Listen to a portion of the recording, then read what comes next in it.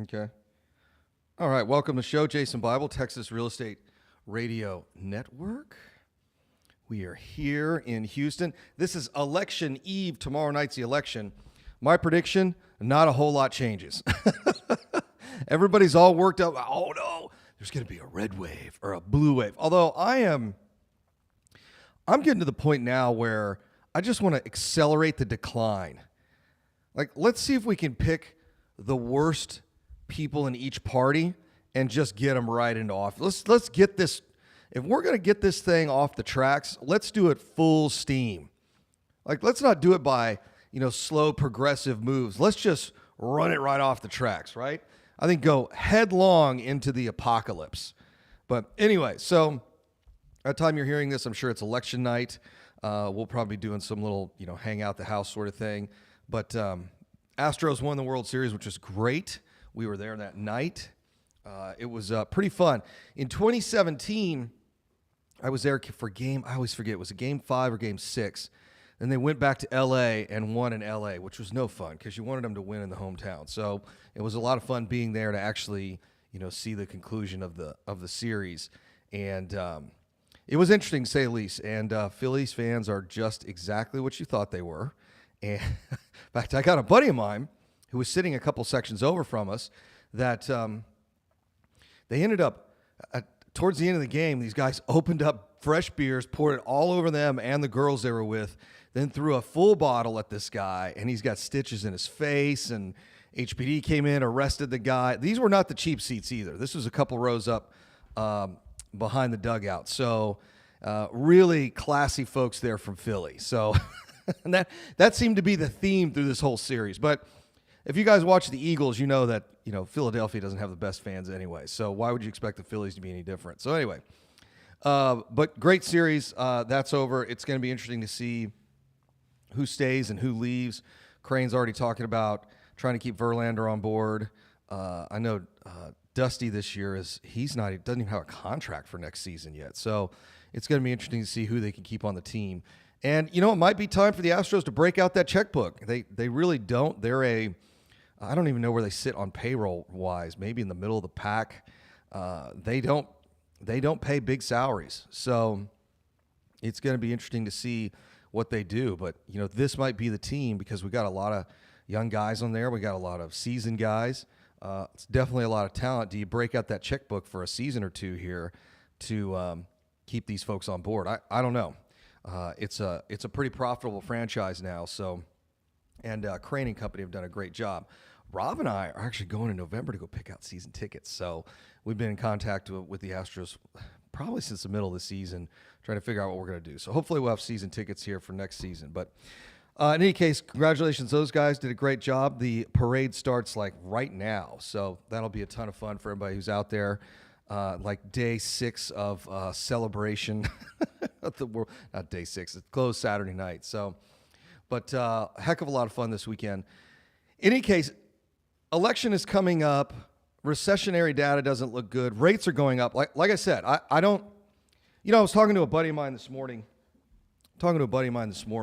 Who runs a mortgage office here in Houston, and he said he's got one client that she's been, quote, in the market for a year. Great credit score, got tons of money in the bank, wants to buy a house to move into. And she's been playing around with this, looking for the perfect house for 12 months. And the only thing that's happened is interest rates have doubled and the price of real estate has gone up 50, 60, $100,000 in her price point. So she's like, I'm just looking for that perfect house. And he's like, that perfect house just doubled your mortgage, doubled your rate, plus the principal, plus what you're going to pay for this house has gone up by somewhere between 60 and 100 G's.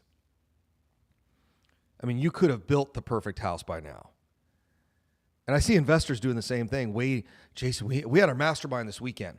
Rob put together a new tool for the mastermind. If you guys were not there this weekend, although most of y'all were, there were at least half of y'all there. At least half of you guys were there. Hold on one second, Daryl. I'm about to sneeze. Or maybe not. There we go. All right. So at least half of you guys were there at the mastermind. And Rob has put together this new tool that is absolutely fantastic.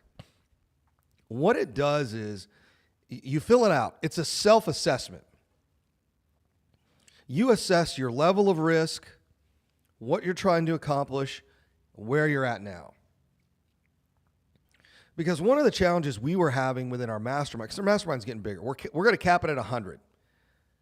We got more than 70 folks in the mastermind now. So one of the things that we figured out is that we're having a lot of different conversations with people. For example, when we're going to go do a syndication, we have a group called the General Partners. And the GPs are the ones that do all the work. The LPs, the limited partners, provide the cash. But typically the GPs are the ones that are on the mortgage. They're on the note. They're on the hook for getting the rehab done and the property rented. And they're taking a lot of the risk. So we were having conversations, and one of the conversations we had with folks is, hey, if you lost $50,000, you go do a real estate deal, or you bought some Bitcoin, or I don't know, you bought a classic car, and you lost $50,000. Poof, gone. How long would it keep you up? Like, how many sleepless nights would you have? For me and Robin, for example, like, well, we lost 50 grand. You know, I'd probably complain about it for a couple of days, and I'd be over it. Brian, on the other hand, wouldn't be able to sleep the rest of his life. So obviously we have different risk tolerance there. So when we were having conversations with folks in our mastermind, we do Friday night, if you guys come to our 3-day event, Complete Real Estate Investing, that Friday night we do disc profile. And the reason we do that is we're trying to figure out what kind of person you are. So we figure out who you are, what kind of, there's 4 different types you guys can look up disc profile. It's really great. Catherine teaches the class. We're trying to figure out who you are. Then when you join the mastermind, you have to do this self-assessment. And that is, how much risk are you willing to take? What do you want to do? Is it syndications, Airbnb, or short-term rental properties? Is it long-term flips? Is it apartments? You know, all that stuff. You want to do funds? What is it you want to do? And then what's your level of risk? And in some cases, these things all conflict, which is interesting. Because then it's like, all right, you got to manage this conflict. What was happening is when I would sit down with somebody and they'd say, all right, you know, I want to be a GP on a deal, and you know, I'm looking for a deal that needs a lot of rehab. I need this, and I want to do this, this, this, and this. And then I'm like, okay, well, what happens when you lose $100,000? Whoa, I can't do that. I would never be able to sleep the rest of my life. I'm like, okay, well, you can't be a GP. Like, we're not putting you in a situation where if you lost some money, you wouldn't be able to sleep. So what's happening is we're sitting down with folks. We're going, okay, who are you? We do a little disc profile. What are you trying to accomplish? And what's your level of risk that you're able to handle? And then we put it all together and go, okay, what's fun is, like I said, the conflicts. And we go, okay, well, you need to change this and that. Or, you know, it was really interesting this weekend because a lot of people would say like, I don't want to do any deals more than like 10 minutes from my house. And then we were showing deals we were doing in Corpus Christi, and everyone's like, can I change my sheet? And I'm like, gotcha, guys. Everyone starts looking at the numbers and goes, no, I want to go do that. When we get back from the break, we're going to talk more about movement. It's Jason Bible, Texas Real Estate Radio Network. Okay, hold on 1 second. I'm looking for this one freaking article.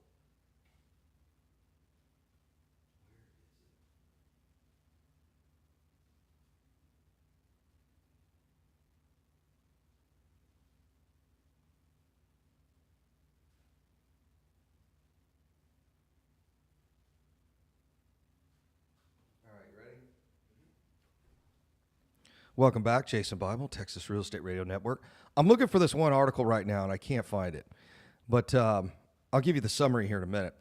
One of my favorite movies is, it's titled after a book. And this is, I know everyone says this, like the book is better than the movie. But I'm like, the book is completely different than the movie. World War Z is one of my favorite books. In fact, I usually read around this time. It's kind of Halloweenish, starting to get cool outside. I don't know why. I just get into that mood. Well, the movie is great if you've not seen it. It's actually Brad Pitt's highest grossing movie. So Brad Pitt plays who did he work for? It wasn't UNICEF. I can't remember what it was, but he was essentially a retired he wasn't even a virologist. He was a retired, I'm trying to think of the best way to describe it. He was basically a public health guy. So the zombie apocalypse breaks out, and there's this one scene where he's trying to get his family out of New York, and he runs into this family that takes them in for a little bit, for like a night, and then they leave the next day. One of the things he says is, hey, I do this stuff for a living, and I want to tell you that movement is life. Movement is life. Meaning you can't sit still. People in these pandemics get killed when they sit still. Especially in the zombie apocalypse. Like you can't move. You guys remember from Zombieland, right? Cardio. If you guys go back to Zombieland, cardio. Like rule number 2 or something like that is cardio. Real estate's like that. Very similar. When you stop, you're not making money. In fact, if you've got money set aside that you're ready to do deals and you're like, Jason, I'm just waiting for the perfect deal. Well, I got bad news for you. That perfect deal doesn't exist. And interest rates are going up every day. For every 75 BIP raise in rates, your payment goes up $32 a month per 100,000. I'm going to say that again. Every 75 basis point raise, it's 0.75%. Your $100,000 mortgage goes up $32 a month. Now, that doesn't sound like a lot of money, but we've had multiple 75 BIP raises. We're going to have another one this month. It's another $32 a month that should be cash flow going into your pocket. That's per $100,000. So if it's $200,000 quadplex or $200,000 loan on a duplex, that's $64 a month. If you're doing a apartment complex, that's $1 million. It's $320 a month. Almost 4 G's a year. Oh, Jason, it's $1 million. Yeah, but I'm like, why are you waiting? You're just giving money away. You're going to see the same deal today that you're going to see tomorrow. That's actually the real dirty secret in real estate. I'm looking for this perfect deal. Dude, it doesn't exist. You're going to think the deal tomorrow is better than the deal yesterday. That's your cognitive dissonance working, is really what's going on there. You're just better able to evaluate that deal today than you did yesterday.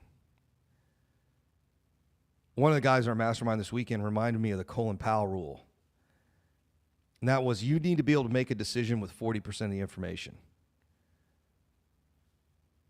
If you've only got 40% of the information, you need to make a decision, because if it's a deal, all the deal makers are making a decision about 40%.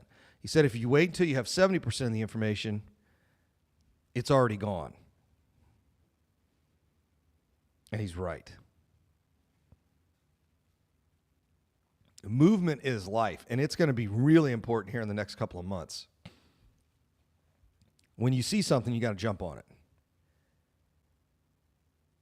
There is zero data out there. Not like a little, not like some. There is zero data out there that says the price of real estate is going down. I'm telling you what's happening right now. Just about every home buyer is a current home owner. The stat I read the other day from Logan's article, most recent article, 87% of homes in the United States that have a mortgage is less than 5%. Let me say that again. 87% of homes with mortgages have an interest rate 5% or less. What does that mean? When rates go to 6, 7, 8, 9%, those people are not selling their homes because their rates are so low. Now, if they have to, because they have to move, that's a completely different scenario. Death, divorce, job change, marriages, like that sort of thing, like big life changes. But if you're sitting in a house right now, well, I'll tell you what the other shocker's been. I'm looking at some of these secondary markets with vacation homes, and I keep trying to sneak a couple out. These things keep selling. I don't even see them really slowing down. It's kind of bananas.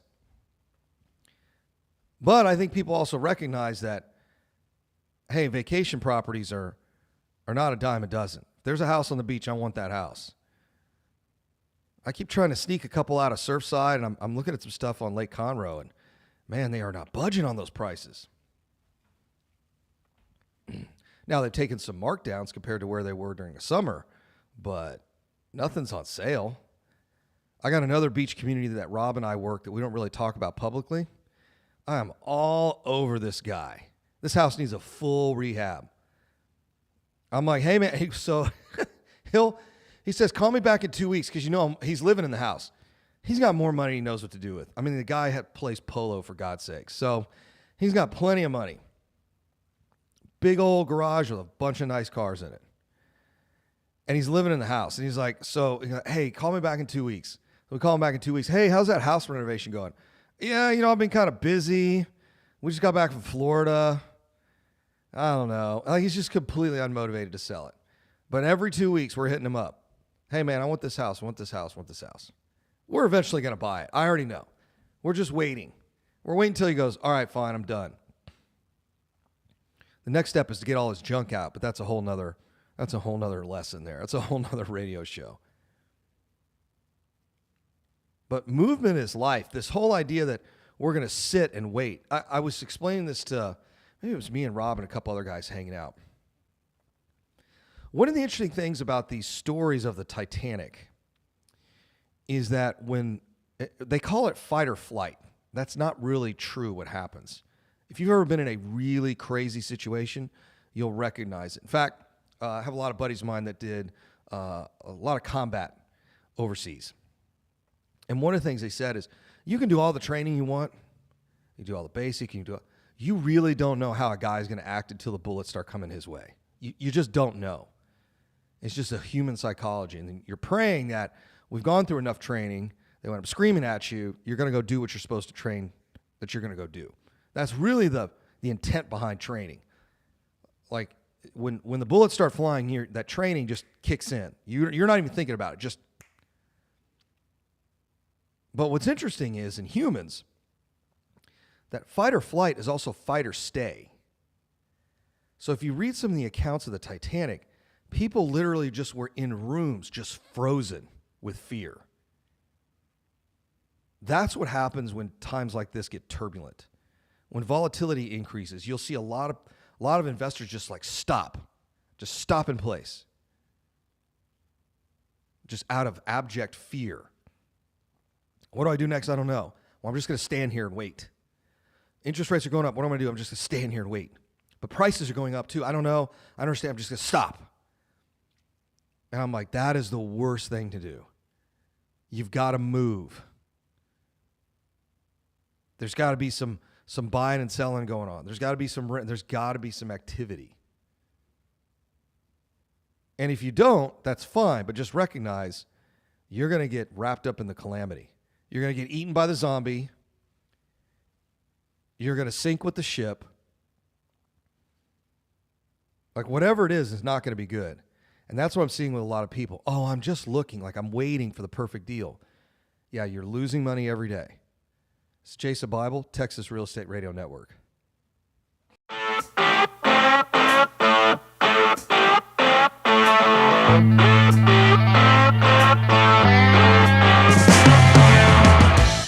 So we say that this is for folks that are making six figures, have a good FICO score, 700 or better, and have some capital to deploy. And then what we do is we go through a 12-step process. We look at everything. We want to make sure they have all their bases covered. Then our folks in our mastermind start going out and deploying their capital to buy cash flowing rental properties that will appreciate over the next 5 years.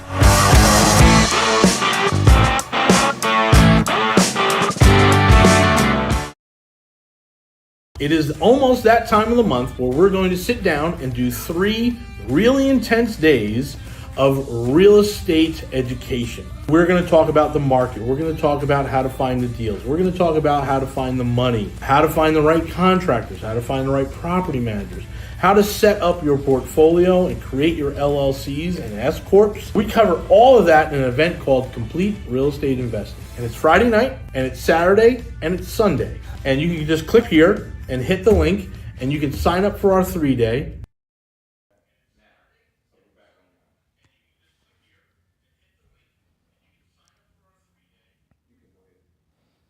All right, welcome back, folks. Jason Bible, Texas Real Estate Radio Network, the Texas Real Estate Mastermind. Movement is life. You just can't stop. I was talking to that buddy of mine this morning. He was like, yeah, she's been looking for a home for over a year, and prices have gone up $60,000 to $100,000 in what she's looking for, and rates have doubled. But she's like, I just can't find the perfect home. And, of course, I'm laughing with him because it's like, you're not really interested in finding a home. This is now a hobby for you. This is a hobby. I want to sit here and look at, you don't have anything else going on in your life, so you want to sit there and look at houses all day. There's a lot of real estate investors that are like that. They may own a couple of rentals, but they don't really treat it like a business. They treat it like a hobby. And it sounds like this. Well, rates have gone up, so I can't close the deal. Well, what do rates have to do with anything? Well, it's not going to cash flow as much. Yeah, it doesn't cash flow a whole lot the first year anyway. Even if rates are 3 and 4%. I mean, the real cash flow, when you really get down to cash flow, and everyone, I find it so fascinating at least amateur investors I run into, are so worried about cash flow. I'm like, is there anything in your life you buy with cash flow? Like, are you buying all these stocks in your IRA because they cash flow? And they go, of course not. I'm like, exactly. Or they look at their year one returns. I love using this analogy. It's my favorite. So when you got your first real job that had a 401k, graduated college, got a 401k, at the end of the year, that first year of employment, did you turn around and go, why am I not retired yet? They told me to invest in a 401k. I'm investing in the 401k. Why can't I retire after the first year? And everybody laughs. I'm like, right, it's absurd. Real estate's the same way. You're expecting to retire year one. Can you retire after 5 years? Absolutely. Year one? No. It's also interesting to me, especially when I have these weekend events, where everyone's like, well, Jason, what's going on in real estate? I'm like, what's going on in your 401k? That thing lost 25% of value this year. Real estate's up 20%. That's a 45% delta. That means difference in math. That's a 45% difference. If you had cashed out your IRA, now, of course, you got to pay the penalty, but you wouldn't pay that till, actually, they withhold it, and then you pay the additional taxes at the end of the year. But let's just do this mental math for a minute. If there were no penalty, in fact, you could have pulled out penalty-free during COVID. Imagine how many smart investors did that. If you had pulled out your IRA 100% at the beginning of this year and just put it in cash or just moved it to cash, you would be up 25%. Then if you had invested in real estate, you'd be up another 20%. You would have avoided a 25% loss, and you'd be up another 20%.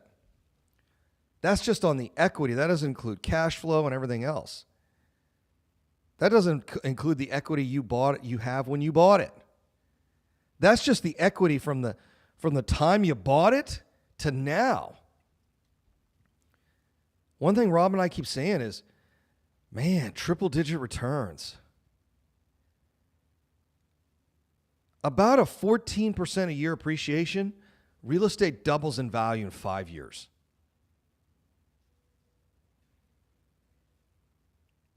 It's really up to you guys. What is it that you're trying to accomplish? And we had this long conversation this weekend. We've not gotten into the mindset stuff because we assume you guys kind of take care of that on your own. But you guys really got to work on your why. And why are you doing all this? Because it's way easier to sit on the couch at the house.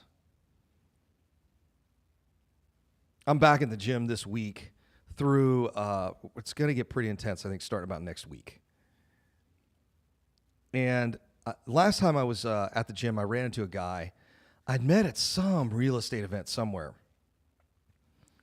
And he walks over to me. He's like, man, you are putting in the work. And he was like, not for a guy just your age. Like, you're over here. I'm like, yeah, we're in the gym. Most people, when they go to the gym, they don't really work out. It blows my mind when I go into the gym. You would think, oh, man, I'll get in shape if I just go to the gym. You know where there's a lot of really out of shape people? Most of them are at the gym. Very few people are in really good shape at the gym. But they tell you to go to the gym every day or 3 days a week. Well, where are all the fit people? Well, maybe it takes a little bit more than just going to the gym. Oh, Jason, I'm going to these real estate events. I'm making offers. And I'm like, yeah, and you're still not rich yet. So what's the problem? You've been in real estate longer than me. Why aren't you wealthier? It is mind-boggling to me. I run into people, oh, I'm in real estate 20 years. 20 years? What color is your plane, bro? And what are you doing at this stupid event? Like, that always blows me away. Well, I just started this company and we do this. What are you doing? Where's your Bugatti? Like, you should be so wealthy. 20 years in real estate? When I hear that, I'm just blown away. If you just spent the first 10 years building a portfolio, let's say you bought 10 houses a year, you'd have 100 houses. And then you did nothing the last 10 years. What would your net worth be? Those houses would be worth probably 300 grand each. You got 100 of them? That's 30 mil. What's your debt on that? Maybe 10 million? Probably 7.5. I mean, guys like that would have a $20 million net worth easy. And I look at him like, man, you can't even get a shirt that fits right. Like, what happened to you? I feel sorry for him. You've been in real estate how long? If you just bought 10 houses a year, did nothing the last 10 years, you'd be in the Deca-millionaire status. But most of them aren't like that. That's the part I don't get. 10, 20, 30 years in real estate. And you're still showing up to the free beer and chicken wing event trying to, quote, put a deal together.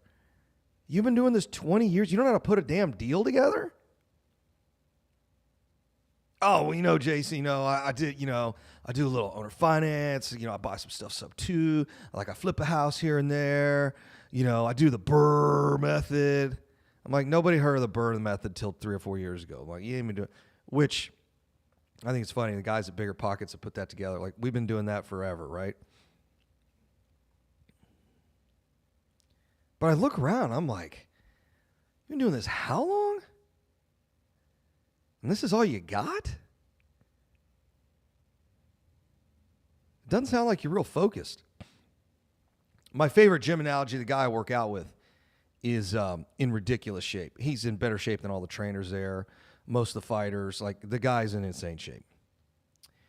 And one of the things he tells me is, he goes, Jason, this is real simple. He goes, this is what I tell my wife. And he doesn't train his wife. This is what I tell my wife. Go into the gym or go to the mall or go wherever people are at. And if you find out they're in good shape and they've got the body you want, and you find out they're in the fitness industry, that's your trainer. I'm like, that's a good point. He goes, who else better to know than the person that has already achieved the goal that you want? That's what he's really saying. Perfect. I'll go hook up with that person. You show me how to get what you got. And here's these real estate clubs hosting these guys who have been doing this 10, 20, 30, 40 years. And I look at them like, I don't want this dude's life. I know you're not supposed to shoot the messenger, but I mean, come on. If you haven't accomplished much in your life, other than, quote, doing some deals, why would I listen to you for real estate advice? This is Jason Bible, Texas Real Estate Mastermind. All right.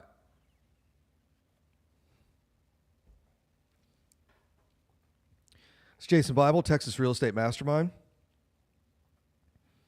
Yeah, it just amazes me. I run this, doing this 10 years, 15 years, 20 years. What are you doing here? You couldn't accomplish your goals? Wait a minute. You've been in real estate 20 years. You haven't accomplished your goals, so you're here. Or the way I'll say this. Hey man, what's your why? I've been in real estate a long time and I'm just building this legacy for my family. I'm like, what does that legacy look like? Oh, I want this, I want that. And I'm like, you've been doing this 20 years. You're now teaching real estate, or you're a principal in some real estate investment company. You're teaching people to do what you do, but you've just told these folks, here's how to do it. It took me, I've been doing this 20 years, haven't been able to reach my goals. So let me show you how to be me. It's a weird, and what's interesting is, and I did the same thing when I first got into real estate, where you look at some of these folks and you're like, well, but they know how to do some deals. And you're like, so you join their class, you join their, coaching program, and you go through it and you realize, wait a second, none of this makes any sense. It doesn't make any sense, or it's so confusing. We had Jeff Smith on the show last week, and one of the things that Jeff really liked about our program is he said, man, it's simple. You guys break it down where it's real simple. This is not confusing. There's not 900 ways to buy a house. There's not some secret honey hole of foreclosures and short sale. That's all BS. Do you know how rich you would be if not even 5 years ago, if right before COVID, 2019, you went and bought, let's say you could afford $20,000 out of pocket and you had $3 million bucks, and you went and bought about 100 houses. So you had some money in reserves, that sort of thing. $20,000 a house, 100 houses, $2 million. You got $1 million sitting in reserve.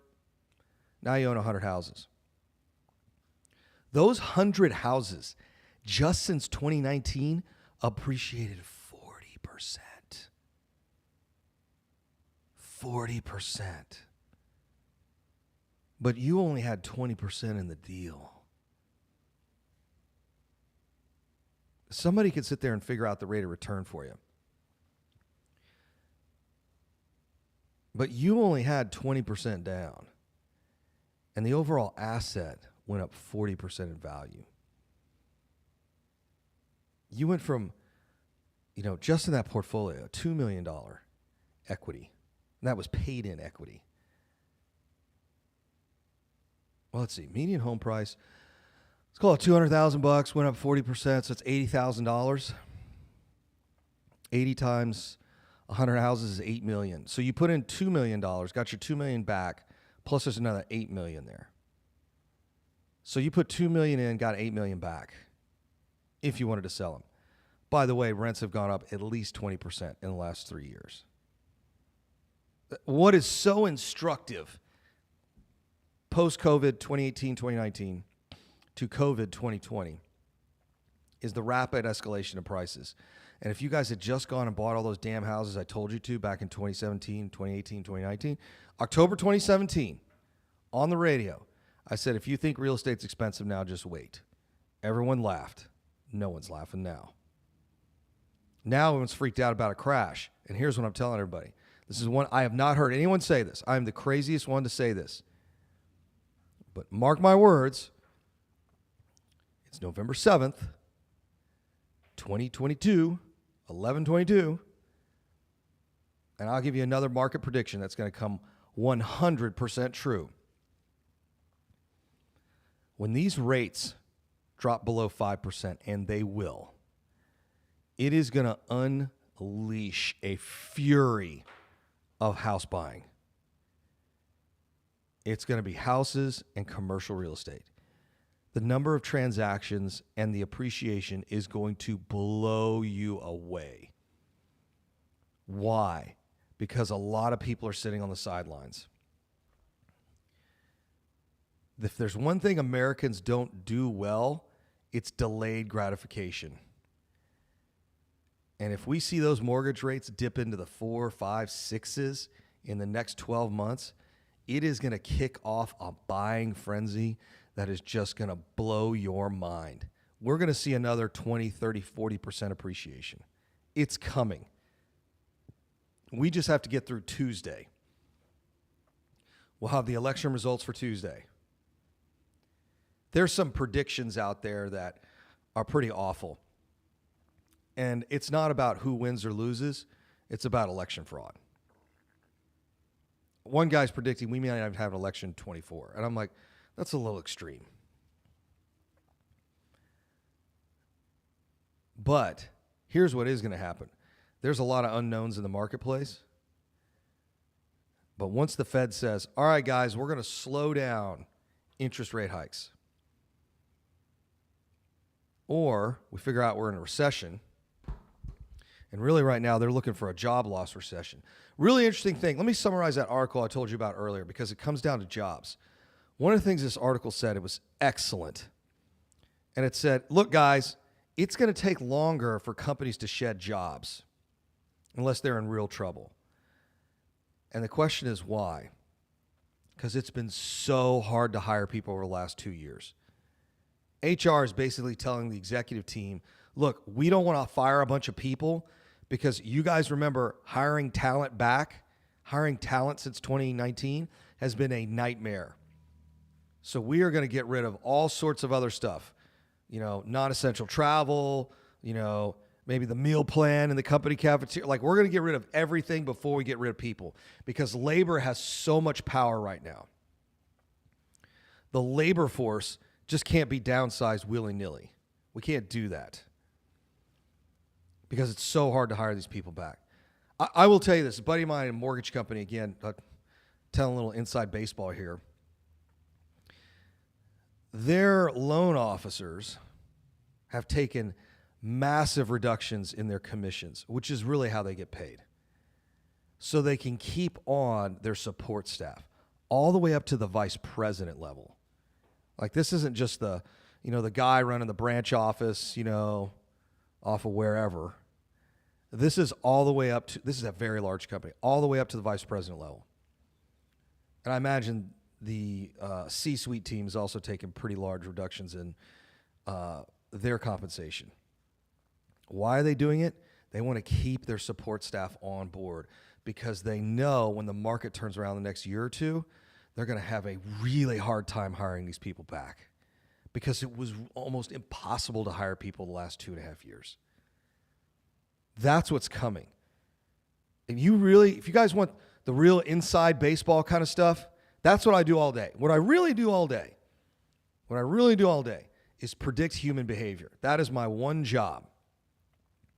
And I'm already looking at the marketplace and what the marketplace is telling me and what the executive teams and the senior management teams are telling me inside these big real estate companies is it's going to get a little bumpy, but we've got to keep all these people on board because we know what the other side looks like. You guys have got to remember, the COVID shutdown of real estate was but a small, how can I put this? It was an appetizer to the main course. We're about to hit the main course. And that appetizer was, hey, we shut down the country for a couple of weeks, and then we opened back up, and everyone went, oh, man, I want to get a house. Rates are going down. Let's go, go, go, go, go.